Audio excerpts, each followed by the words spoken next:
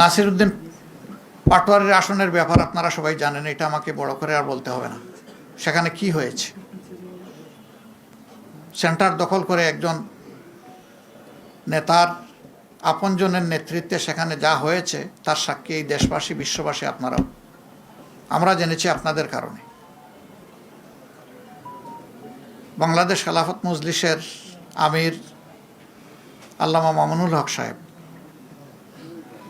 নাসিরউদ্দিন পাটোয়ারির ওখানে যে কারণে অন্য একজন প্রার্থীর পক্ষে ব্যালট অ্যাকসেপ্ট করা হয়েছে, ঠিক একই কারণ বিদ্যমান থাকা সত্ত্বেও মৌলানা মামুনুল হক সাহেবের পক্ষে এটা অ্যাকসেপ্ট করা হয়নি।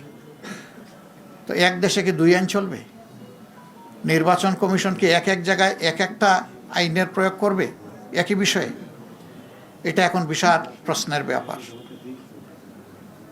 আমাদের সেক্রেটারি জেনারেল সহ বেশ কিছু আসনে এই ধরনের ব্যাপার আছে। স্ব আসনে যাদের উপরে এই অন্যায় আচরণ করা হয়েছে, যাদের অধিকার জোর করে কেড়ে নেওয়া হয়েছে, আমাদের সিদ্ধান্ত তারা প্রতিকার চাইবেন। সুনির্দিষ্ট সময়ের ভিতরে যদি আমরা প্রতিকার পাই তাহলে এক কথা, কিন্তু যদি না পাই তাহলে এখানেও আমরা বাধ্য হব আমাদের পথ ধরতে। আমরা আশা করব নির্বাচন কমিশন শুভবুদ্ধির উদয় হবে এবং তারা ন্যায় ইনসাফ করবেন। না করলে দায় তাদেরকে নিতে হবে।